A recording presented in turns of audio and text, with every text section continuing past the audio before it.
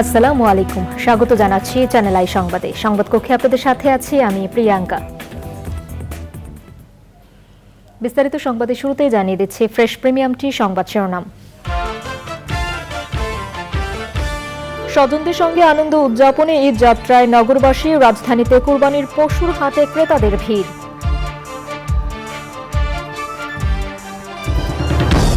মিয়ানমারে আবারও বিস্ফোরণের শব্দ, টেকনাফ সীমান্ত এলাকায় সতর্ক অবস্থায় বিজিবি ও কোস্ট গার্ড।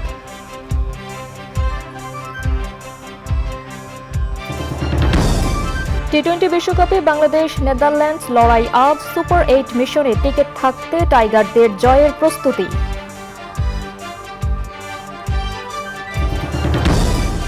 এবং সন্তানের প্রতি বাবার ভালোবাসার নিদর্শন প্রকৃতিতেও মানুষের মতোই রক্তের টান বন্য প্রাণীদের মাঝে।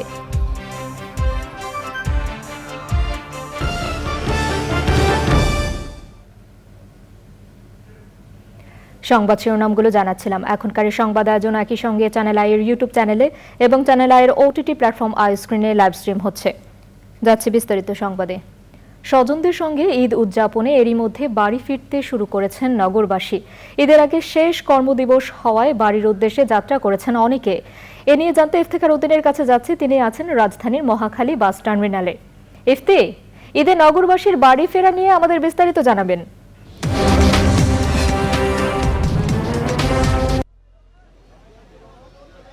প্রিয়াঙ্কা, আমি আছি মহাখালী বাস টার্মিনালে। এই বাস টার্মিনাল থেকে সাধারণত ময়মনসিংহ, জামালপুর, নেত্রকোনা, টাঙ্গাইল, শেরপুর এই অঞ্চলের বাসগুলো ছেড়ে যায়। আজকে যেহেতু ঈদের আগে শেষ কর্মদিবস, সেদিন দেখা যাচ্ছে বেশ মোটামুটি রকমের ভিড় রয়েছে কাউন্টারগুলোর সামনে। আরেকটা বিষয় আমরা এখানে আসার পর যেটা দেখেছি সেটি হলো যে গাড়িগুলো সিটিং সার্ভিস, সেই বা গাড়িগুলোর ভাড়া আসলে ঈদ উপলক্ষে বাড়তি করা হয়নি। অন্যদিকে যে গাড়িগুলো রয়েছে সাধারণ পরিবহন, যেমন জামালপুর বা ময়মনসিংহ রুটে যে গাড়িগুলো রয়েছে, ঈদ উপলক্ষে সেই গাড়িগুলোর ভাড়া বেশ বাড়ানোর অভিযোগ রয়েছে। আর এছাড়া যে বিষয়টা আমরা দেখছি যে এখানকে এই যে গাড়িগুলো টার্মিনাল থেকে বের হওয়ার ফলে সামনের রাস্তায় বেশ জটলা বা যানজট সৃষ্টি হওয়ার উপক্রম রয়েছে। সেই জিনিসটা মোকাবেলা করার জন্য পুলিশ চেষ্টা করছে, টার্মিনাল কর্তৃপক্ষও চেষ্টা করছে, কিন্তু তারপরেও এখানকার গাড়ির চাপে একটা বাড়তি চাপ এই মহাখালী বাস টার্মিনাল থেকে শুরু করে নাবিস্কো মোড় পেরিয়ে আর অন্যদিকে মহাখালী বাস স্ট্যান্ড পেরিয়ে চলে যাচ্ছে। এইখানে ঈদকে আসলে ঈদ যাত্রাকে স্বচ্ছন্দময় করতে পুলিশ এবং টার্মিনাল কর্তৃপক্ষ সাধ্যমতো চেষ্টা করলেও আসলে দিন শেষে বা প্রায় বছরই এই টার্মিনাল থেকে অভিযোগ শোনা যায় যে জামালপুর, ময়মনসিংহ, শেরপুরগামী যে বাসগুলো রয়েছে সেগুলোর ভাড়া 1.5 গুণ কিছু ক্ষেত্রে আদায় করা হয়, কিছু ক্ষেত্রে দ্বিগুণও নেওয়া হয়। সেটা আসলে পরিস্থিতির উপর নির্ভর করে। কিছু যাত্রীদের আমরা দেখছিলাম যে তারা আসলে বাস না পেয়ে ঘোরাঘুরি করছেন এবং বলছেন যে বাস ভাড়া প্রায় দ্বিগুণ করা হয়েছে বা কিছু জায়গায় দ্বিগুণ নেওয়া হচ্ছে। এই অভিযোগটা কিন্তু প্রতি বছরের মতো এবছর এই টার্মিনালগুলোতে রয়েছে। তবে যেগুলো রেগুলার সিটিং সার্ভিস, এই সিটিং সার্ভিস রেগুলার যেগুলো আছে সেগুলোর ভাড়া স্বাভাবিকই আছে বা ঈদ উপলক্ষে কোনো বাড়তি ভাড়া বাড়ানো হয়নি। প্রিয়াঙ্কা, ধন্যবাদ ইফতি। ঈদুল আজহা ঘিরে সারা দেশে রেল, বাস স্টেশন ও লঞ্চ টার্মিনাল সহ জনসমাগমের স্থানগুলোতে বাড়তি নজরদারি করেছে র্যাব। সকালে কমলাপুর রেল স্টেশনে পরিদর্শন শেষে সাংবাদিকদের এসব কথা বলেন র্যাবের আইন ও গণমাধ্যম শাখার পরিচালক কমান্ডার আরাফাত ইসলাম। টিকিট কালোবাজারি চক্রের বিরুদ্ধে র্যাবের গোয়েন্দা নজরদারি রয়েছে বলেও জানান তিনি।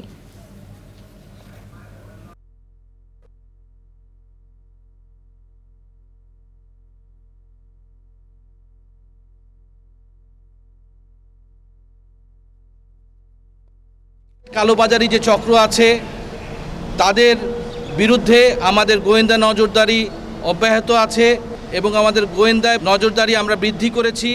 আমরা স্ট্যাটিক এবং মোবাইল পেট্রোল চালু রেখেছি। রেল স্টেশন, লঞ্চ টার্মিনাল, বাস টার্মিনালগুলোতে প্রয়োজন অনুসারে র্যাবের স্ট্যাটিক এবং মোবাইল টিম কাজ করে যাচ্ছে। সম্মানিত যাত্রী সকলকে তাদের যে কোনো অভিযোগ আমাদের র্যাব সদস্যদের কাছে এসে জানালে আমরা অত্যন্ত দ্রুত সেই ব্যাপারে আমরা অ্যাকশন নিব। সারা দেশে জমে উঠেছে কোরবানির পশুর হাট। রাজধানীতেও কোরবানির হাটে ক্রেতাদের ভিড়। এ নিয়ে জানতে সৈয়দ অদিতের কাছে যাচ্ছি, তিনি রয়েছেন তেজগাঁয়ে।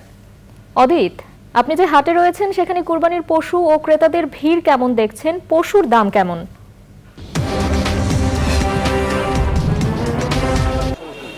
জি, ধন্যবাদ প্রিয়াঙ্কা। পবিত্র ঈদুল আজহা উপলক্ষে ঢাকার 2 সিটি কর্পোরেশনের মোট 20টি অস্থায়ী পশু হাট বসেছে। আর আজকে থেকে শুরু হয়েছে আনুষ্ঠানিক তার বেচা কেনা। এই মুহূর্তে আমি আছি রাজধানীর পলিটেকনিক ইনস্টিটিউট গরুহাট মাঠে। এখানে পুরোপুরি ভরে গিয়েছে গরুতে। দেশের বিভিন্ন অঞ্চল থেকে ব্যাপারীরা ছোট, মাঝারি এবং বড় সাইজের গরু নিয়ে আসছেন। ইভেন এখন এই মুহূর্তে আপনার মাঠের বেচা কেনা শুরু হলো, পুরোদমে এখন পর্যন্ত শুরু হয়নি। ক্রেতারা আসছেন, দেখছেন, গরুর দাম জিজ্ঞেস করছেন। তবে এবার ব্যাপারীরা জানিয়েছেন গরুর দাম কিছুটা কম। তবে ক্রেতারা বলছেন যে অন্যবারের তুলনায় গরুর দাম অনেকখানি বেশি। বিশেষ করে আপনার ছোট এবং মাঝারি গরুর দাম অনেকখানি বেশি। ক্রেতারা আসছেন, দেখছেন। এছাড়াও গরুর মাঠ ছাড়াও রাস্তার পাশেও গরুতে ভরে গিয়েছে। ব্যাপারী রাস্তার পাশে গরু রাখছেন। হাটের পরিচালনা কমিটি আমাদের জানিয়েছেন এখানে সব কিছু ঠিকঠাক আছে। ব্যাপারীদের সুযোগ সুবিধা দেওয়া হচ্ছে।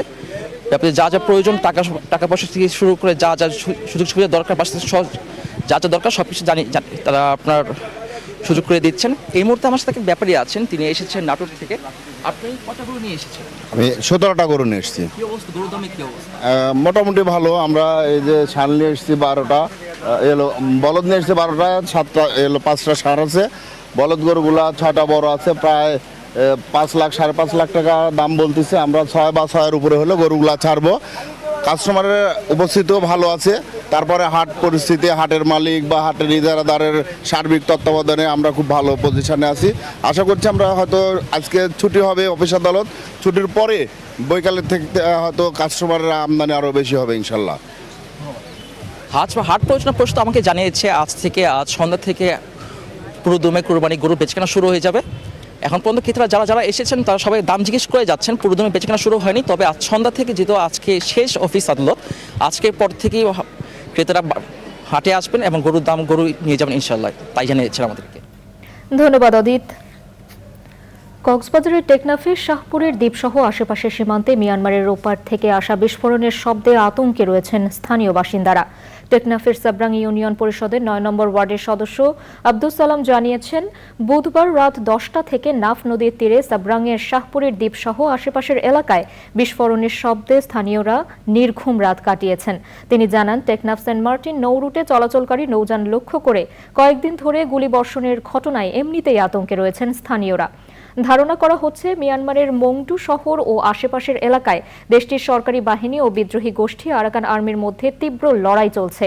এতে উভয় পক্ষ ভারী অস্ত্র ও গোলা বারুদ ব্যবহার করায় বিস্ফোরণের বিকট শব্দ শোনা যাচ্ছে। সীমান্ত পরিস্থিতি সম্পর্কে বিজিবি ও কোস্ট গার্ড সহ সংশ্লিষ্টরা সজাগ রয়েছেন বলে জানান টেকনাফের ইউএনও মোহাম্মদ আদনান চৌধুরী। সীমান্ত পরিস্থিতি প্রশাসনের পর্যবেক্ষণে রয়েছে বলেও জানান তিনি। দর্শক, এবারে নিউকেয়ার টি20 world cup cricket update.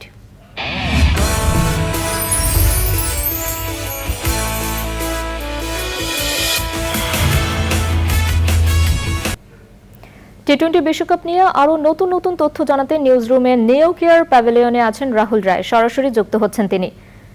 Rahul, বিশ্বকাপ নিয়ে আর কি কি তথ্য আছে আপনার কাছে? প্রিয়াঙ্কা, আপনাকে ধন্যবাদ। আজকে আমি যে কথা বলবো কিংবা এই আলোচনার একটি যদি শিরোনাম দিই, সেটি হতে পারে টাইগারদের মধুর সমস্যা। কেন বলছি সেটি আমি ব্যাখ্যা করছি। এই ওয়েস্ট ইন্ডিজ এবং ইউএসএতে এই টি20 বিশ্বকাপ চলছে এবং ধারণা করাই হচ্ছিল যে পেসাররা ভালো ভূমিকা রাখবে। বাংলাদেশ টিমে তাসকিন মুস্তাফিজের সঙ্গে সেরা 11-এ ছিলেন শরীফুল, কিন্তু প্রস্তুতি ম্যাচে ভারতের সঙ্গে তিনি ইনজুরিতে আক্রান্ত হন এবং এরপর কিন্তু তিনি বাংলাদেশের যে গুরুত্বপূর্ণ দুটি ম্যাচ তিনি মিস করেছেন, শ্রীলঙ্কা এবং সাউথ আফ্রিকার সঙ্গে।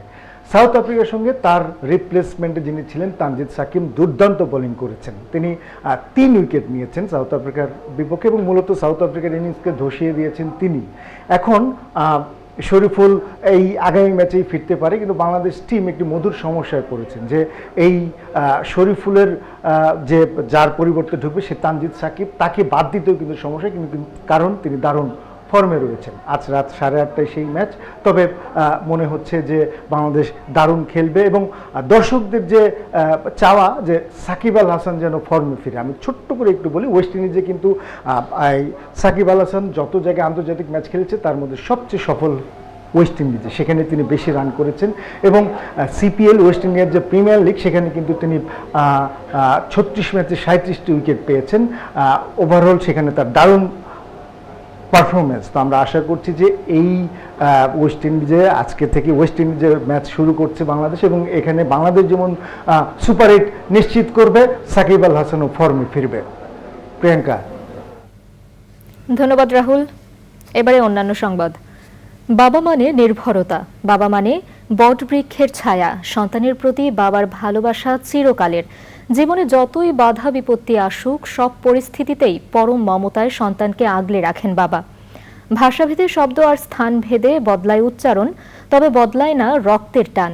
মানুষের ক্ষেত্রে বাবা ও সন্তানের মাঝে গভীর ভালোবাসা যেমন আছে, তেমনি ভালোবাসা দেখা যায় বন্য প্রাণীদের ক্ষেত্রেও। বাবার তুলনা বাবা নিজেই। বাবা দিবস নিয়ে দেখুন আফরোজা হাসির ডেস্ক রিপোর্ট।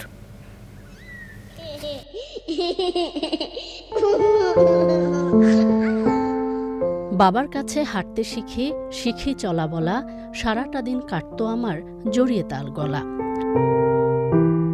বাবা মানেই সব আবদারের জায়গা, সন্তানের জন্য এক পৃথিবী সমান দায়িত্ব কাঁধে তুলে নেন বাবা নামের বটবৃক্ষ। জীবনের সব রং, চাওয়া পাওয়া হাসি মুখে বিসর্জন দিতে পারেন বাবারাই।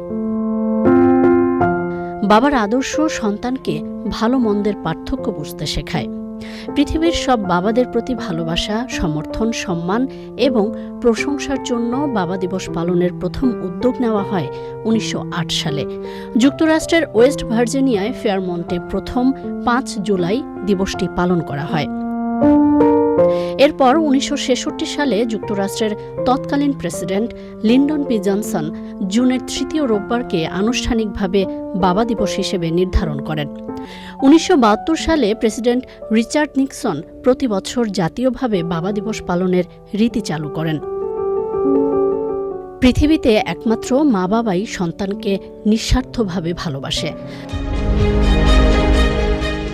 মানুষের মতো বন্যপ্রাণীর মাঝেও সন্তানের জন্ম থেকে শুরু করে তাদের লালন পালনে বাবার অনেক অবদান আছে। বানর জাতীয় প্রাণী, পাখি, পেঙ্গুইন সহ অনেক জলজ প্রাণীর মাঝেও প্রবল পিতৃস্নেহ লক্ষ্য করা যায়। মানুষ কিংবা প্রাণী প্রজাতি বদলালেও বদলায় না বাবার মায়া, ভালোবাসা আর নির্ভরতা। বাবা দিবসে একটাই প্রত্যাশা, অটুট থাকুক পৃথিবীর সব বাবা ও সন্তানের ভালোবাসা, স্নেহের সম্পর্ক। বাবা দিবস হয়ে উঠুক বাবার প্রতি সন্তানের কৃতজ্ঞতা প্রকাশের মধুর উপলক্ষ।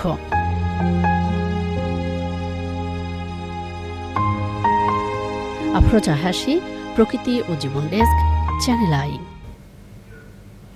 বাবা দিবস নিয়ে বিশেষ আয়োজন থাকছে আজ রাত 10:15 প্রকৃতি ও জীবন অনুষ্ঠানে। কানাডার ক্যালগেরির এসটি ডেভিড ইউনাইটেড চার্চে আমরা সবাই সংগঠনের উদ্যোগে অনুষ্ঠিত হতে যাচ্ছে ভারতের পদ্মশ্রী পদকপ্রাপ্ত উপমহাদেশের বরেণ্য সঙ্গীত শিল্পী রেজওয়ানা চৌধুরী বন্যার একক সঙ্গীত সন্ধ্যা ও সংবর্ধনা। এই উপলক্ষে আমরা সবাই সংগঠনটি ক্যালগেরির একটি রেস্টুরেন্টে সংবাদ সম্মেলন করে। এ সময় উপস্থিত ছিলেন সংগঠনের সভাপতি রূপক দত্ত, সহ সভাপতি জয়ন্ত বসু, উপদেষ্টা গোপাল সেন, অনিন্দ পাল, অয়ন চন্দ সহ অন্যরা। সংবাদ সম্মেলনে লিখিত বক্তব্য পাঠ করেন জয়ন্ত বসু।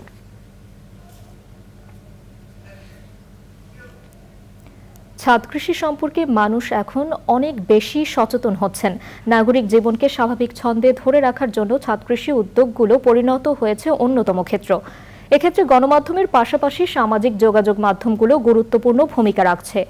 ঢাকা মিরপুর ডিওএইচএস এর মুসলিমা বেগমের ছাদ কৃষি থেকে বিস্তারিত জানাচ্ছেন শাইখ সিরাজ। ঢাকা মিরপুর ডিওএইচএস আবাসন এলাকার বাসিন্দা মুসলিমা বেগম। ছোটবেলা থেকেই কৃষি এবং প্রকৃতির প্রতি তার দুর্বলতা থাকলেও বর্তমানে নগর জীবনে একাকিত্ব গোছাতে গড়েছেন ছাদ কৃষি। 6 তলা বাড়ির উপরে 2200 বর্গফুটের ছাদে উৎপাদন করছেন সবজি, ফুল, ফল, রকমারি উদ্ভিদ। এগুলো বাড়ি বানানোর সময় তো আপনি যে এটা প্ল্যান করেছিল, কারণ আমার হাজবেন্ড উনিও একজন গাছপ্রেমী ছিলেন। আচ্ছা আচ্ছা আচ্ছা। তো ওইভাবে প্ল্যান করেই করেছি। তোমরা কি খেয়েছেন একবার? হ্যাঁ, এখনো খাইনি, ওখানে ধরেছে একটা। ওটা আম তো মাশাআল্লাহ বেশ ভালো আম তো হয়েছে। হ্যাঁ, কিউ যায় এটা না, ওইটা চাল কুমড়ো হয়েছে। এবার শীতে প্রচুর সিম খেয়েছি আর বরবটি খেয়েছি। তিনি শুধু নিজেদের প্রয়োজন মিটিয়েই থেমে নেই, ছাদ কৃষির তাগিদ অন্যদের মাঝেও ছড়িয়ে দিতে কাজ করছেন সামাজিক যোগাযোগ মাধ্যমে। আমি কয়েকটা গ্রুপের সঙ্গে আছি। আপনাদের গ্রুপটা বেশ সবারই গ্রুপ আছে, তাই না? হ্যাঁ, আমি কয়েকটা গ্রুপে আছি। আপনার যে প্রোগ্রামটা, এটা তো উদ্বুদ্ধ ব্যাপার আছে। তখন থেকেই মানুষ চিন্তা করেছে যে আচ্ছা ঠিক আছে, আমারও ছাদ হবে, একটা বাড়ি হবে, আমিও করব। তার দাবি, বিভিন্ন গ্রুপ ভিত্তিক সামাজিক আন্দোলনে মানুষ অনেক বেশি সচেতন হচ্ছেন, পারস্পরিক সম্পর্কের ভেতর দিয়ে গড়ে তুলছেন ছাদ কৃষি। ওদেরকে যখন বলি যে আমরা অমুক গ্রুপ থেকে এটা পেয়েছি, কিংবা অমুক গ্রুপে এরকম পাওয়া যায়, কিংবা অমুকে, তখন ওরা অ্যালার্ট থাকে যে হ্যাঁ অনলাইন কিংবা গ্রুপ থেকে ওরা জানে। ছোটবেলা থেকেই গাছগাছালির প্রতি ভালোবাসা, সেই চেতনা থেকে বড় হয়ে এটি একটি নিয়মিত চর্চায় রূপ নিয়েছে আর প্রতিষ্ঠা লাভ করেছে এরকম একটি ছাদ কৃষিতে। গণমাধ্যমের প্রচারণা এবং সামাজিক যোগাযোগ, এই দুটি ক্ষেত্রেই বাংলাদেশের শহর অঞ্চলগুলোকে এই সবুজায়ন করার ক্ষেত্রে কিছুটা ভূমিকা রাখছে।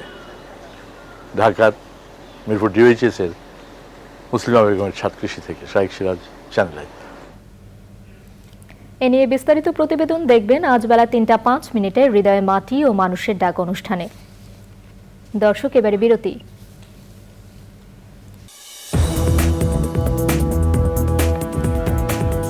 ফিরে এলাম বিরতির পর।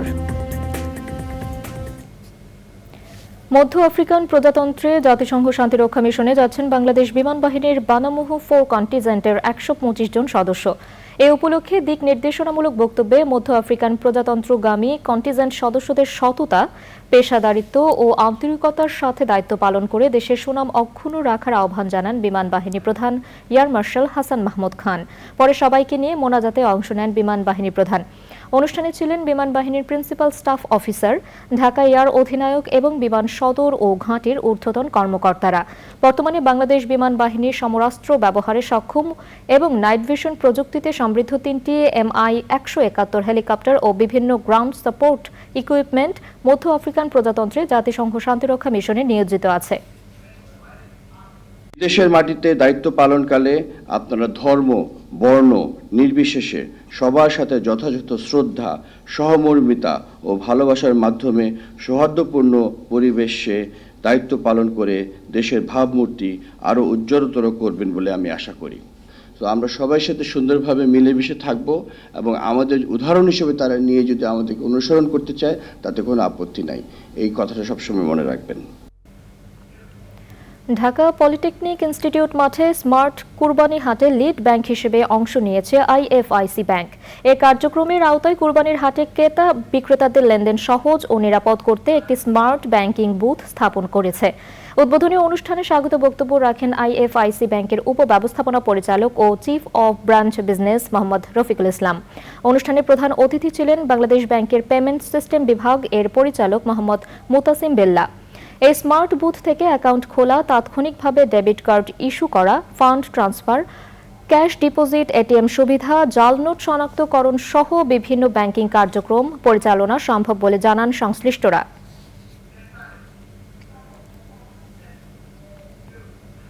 এবারে নিটোল টাটা কৃষি সংবাদ।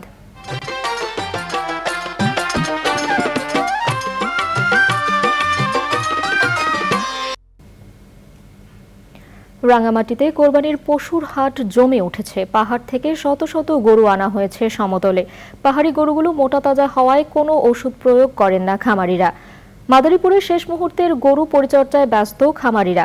জেলায় এবছর কোরবানির চাহিদা পূরণের পরও উদ্বৃত্ত থাকবে পশু। এবারে প্রকৃতি সংবাদ।